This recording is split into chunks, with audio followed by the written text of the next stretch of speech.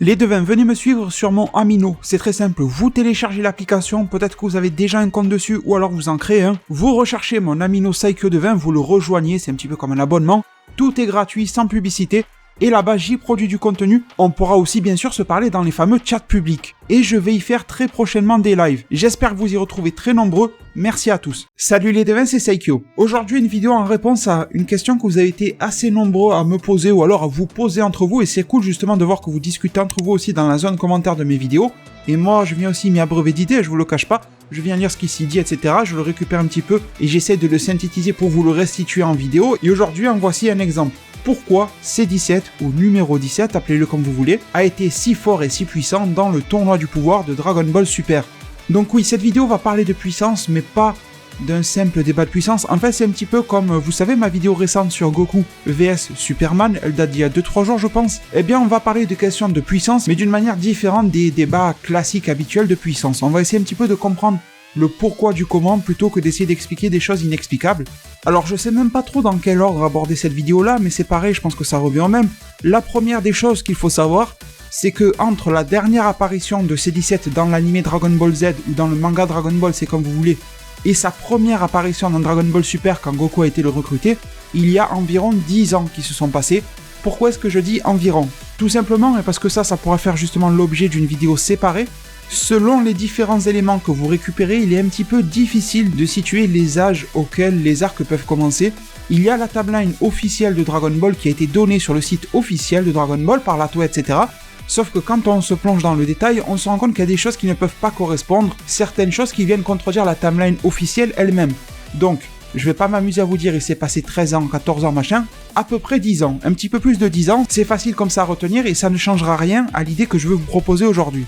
Donc 10 ans avant à peu près, le dernier combat de C17 était contre Cell première forme, Cell qui venait d'absorber l'énergie de pas mal de terriens et tout ça, Cell qui avait dépassé maintenant le niveau de puissance de Piccolo qui avait refusionné avec son autre entité Kami, etc. Et dans ce combat-là, eh bien C17 était dépassé. Ça a été le moment à partir duquel C17 l'imbattable a été battu, c'était un petit peu ça. Jusqu'à en arriver aux épisodes 86 et 87, et ces épisodes 86-87 ont été adaptés à leur sauce dans le manga en chapitre 31, donc il n'y a pas d'histoire de canon à se poser ou pas, c'est à peu près canon dans l'ensemble, on s'en fout de toute façon, peu importe la manière dont ça a été raconté, il est revenu à peu près au même moment dans la timeline du manga et de l'anime, donc voilà, c'est cool.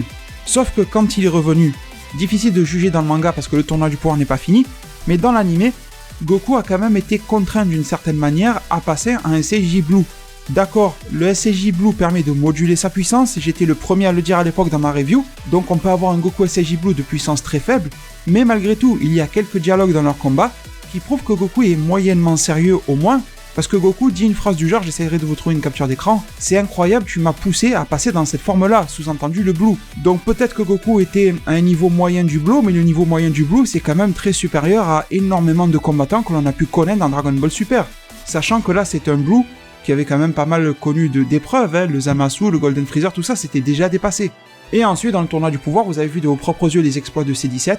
Un pour moi qui manifeste du plus possible la puissance de C17 brut, eh bien c'est quand même son altercation avec Aniraza, le monstre géant là, de l'univers 3, les robots qui ont fusionné tout ça avec Paparoni, leur concepteur on va dire, et C17 arrivait à faire face tout seul à un rayon gigantesque de la part de ce Aniraza, c'est qui est loin d'être rien. J'ai même vu des débats puissants qui opposaient Aniraza à Jiren, pour vous dire, bon on sait que C17 est largement inférieur à Jiren, mais c'est un petit peu pour illustrer. Donc la question est, comment y a pu-t-il avoir un si énorme changement de puissance dans le personnage de C17 ? Parce que la puissance, c'est pas si important que ça, c'est pas ça qui fait le cœur de l'histoire de Dragon Ball, tu vois. C'est pas uniquement pour la puissance, en tout cas pour ma part, que je regarde Dragon Ball. Mais il y a des fois où dans le scénario c'est quand même assez impactant, et puis on parle du gagnant du tournoi du pouvoir. Là, la notion de puissance et cette surpuissance de C17 est quand même importante, même si C17 au final n'est pas le plus puissant de tous, C17 est visiblement moins puissant que Goku Ultra Instinct, moins puissant que Jiren, et j'en passe. Mais malgré tout, le bond qu'il a fait en termes de puissance est juste indescriptible. Donc depuis l'épisode 152 de DBZ jusqu'à l'épisode 86 de DBS, qu'a-t-il bien pu se passer durant cette dizaine d'années dans la fameuse chronologie de Dragon Ball ? Eh bien, avant d'explorer la case de la pauvreté scénaristique, on va en parler un petit peu plus tard dans cette vidéo, ne vous inquiétez pas, on peut quand même essayer d'évoquer quelques causes et quelques raisons qui sont dans la tête de Toriyama. Alors dans l'anime et dans le manga, malheureusement, il n'y a pas grand chose qui nous dit vraiment pourquoi et comment C17 ou C18 pourrait évoluer, parce que C18 a l'air d'avoir évolué quand on voit son combat contre Ribrianne, mais il va falloir se tourner du côté des interviews de Akira Toriyama. Et là, j'en vois déjà beaucoup venir me dire, ne prends pas ça en compte, ça sert à rien, etc. Sauf que si vous avez bien vu dans l'anime ou dans le manga, peu importe comment vous avez suivi DBS, C17 est un ranger, c'est-à-dire qu'il est garde forestier machin sur son île, il a une famille, des enfants, tout ça, ça a été dit il y a des années en arrière dans une interview de Toriyama. Et Toriyama n'avait pas du tout, mais vraiment pas du tout prévu de faire DBS ou quoi que ce soit. Pour lui, Dragon Ball c'était terminé, c'était une interview un petit peu comme ça, il aurait pu sortir 2-3 conneries à la va-vite pour plaire à l'intervieweur.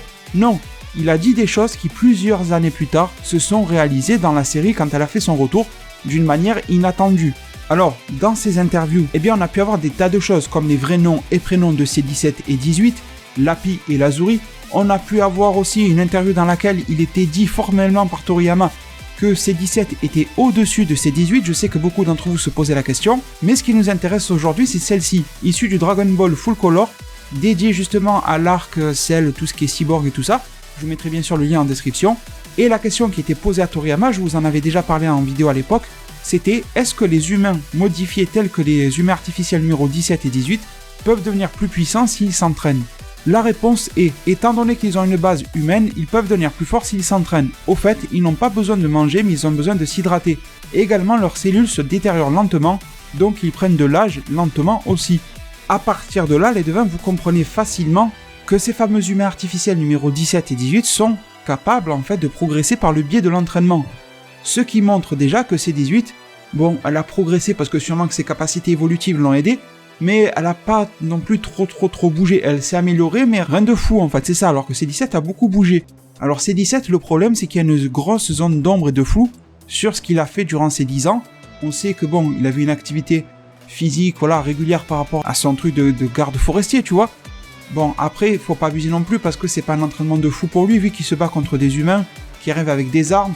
Normalement, c'est plus une partie de plaisir, entre gros guillemets, ou en tout cas une promenade de santé, qu'un vrai entraînement.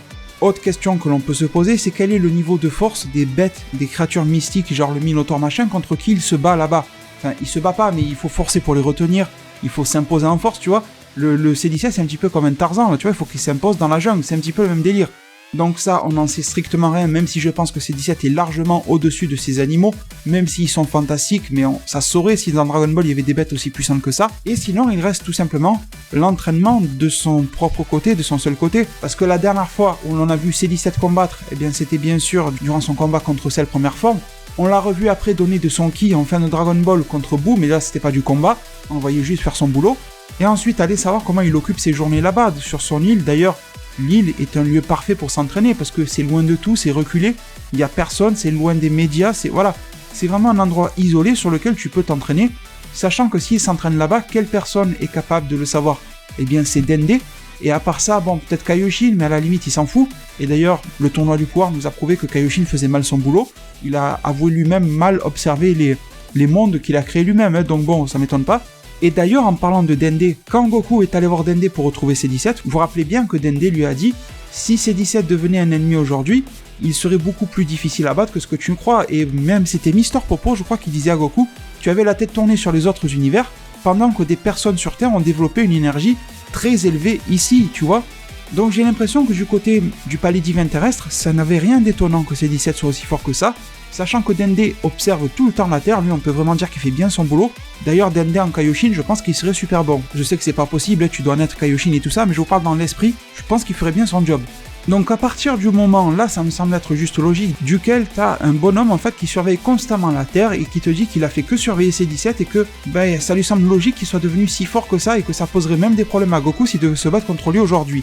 Je pense que là ça résume tout en fait, le mec a vu C17 s'entraîner, ça me semble logique. La phrase de Mister Popo derrière qui confirme ça de manière implicite, C17 s'est entraîné durant tout ce temps-là.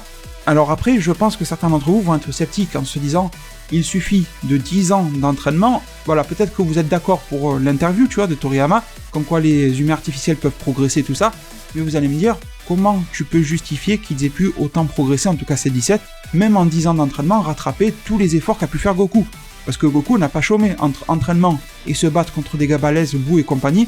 Il est pas déméritant. Mais j'ai envie de vous dire que chacun a ses capacités de progression personnelles. Et je vais vous donner l'exemple, le plus gros exemple de Dragon Ball Z pour le film et Dragon Ball Super pour l'anime, c'est Freezer. Freezer, il est revenu avec un niveau similaire à l'époque de Namek.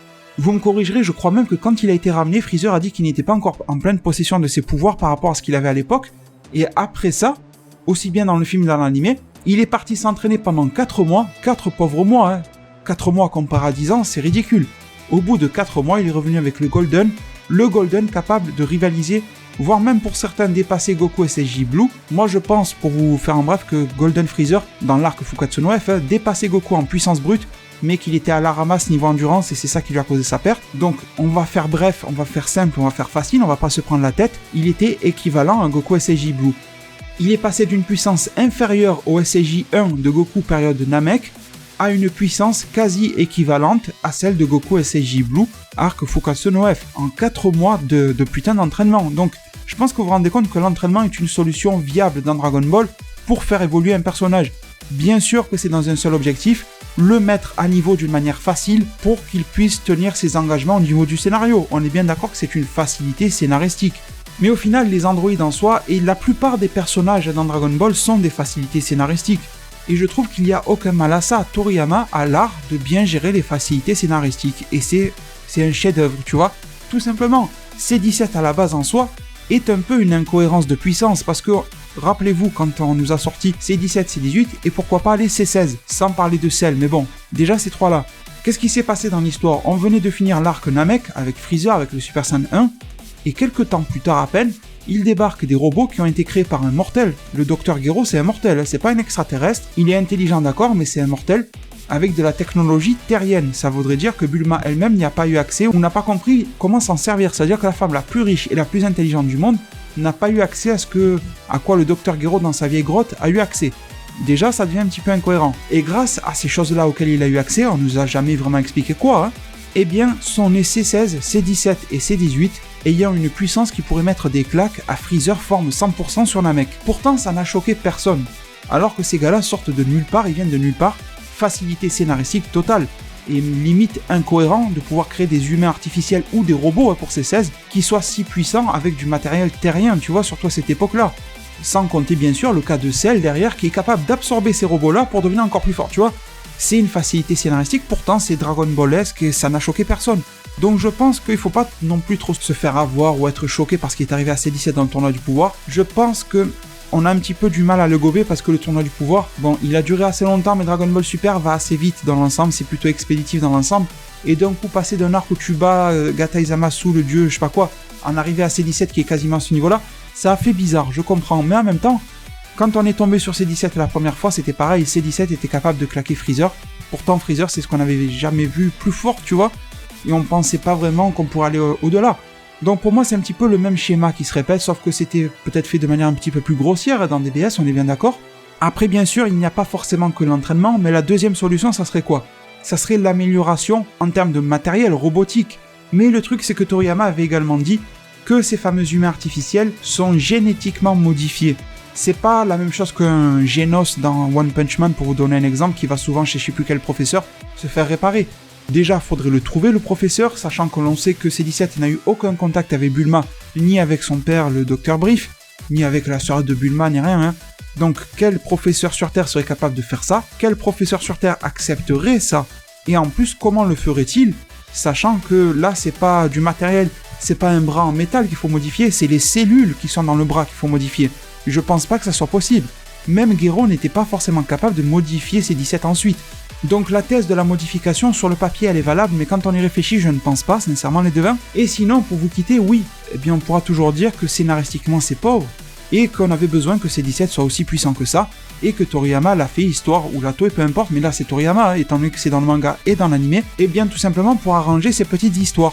Oui, j'ai envie de vous dire oui, et alors, quel est le mal en fait? Je comprends pas trop. Ça a toujours été comme ça, et pas uniquement dans Dragon Ball, dans énormément d'œuvres, c'est comme ça, on a besoin qu'un personnage soit plus ou moins fort, on le fait plus ou moins fort.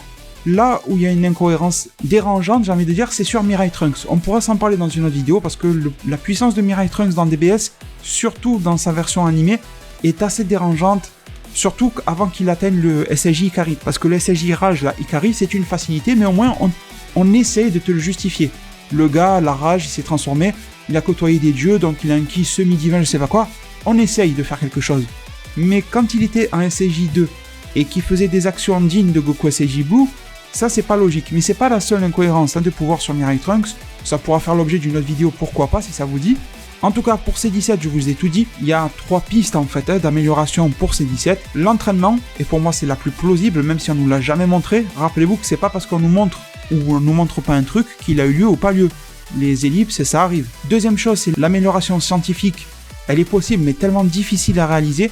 Et troisième, c'est que le scénario de Dragon Ball Super est bancal. Mais je vous invite vraiment à ne pas vous réfugier immédiatement dans cette faille-là du scénario est bancal. C'est grossier, c'est peut-être maladroit, mais il y a peut-être quand même des raisons qui expliquent ça, qui sont dans la tête de Toriyama, qui pourront peut-être nous être expliquées plus tard. Dans cette vidéo-là, j'ai fait de mon mieux pour vous apporter tous les éléments par rapport à ça. J'espère pouvoir vous retrouver très nombreux au niveau de vos soutiens, les fameux likes, les pouces bleus qui sont super importants et vitaux pour moi.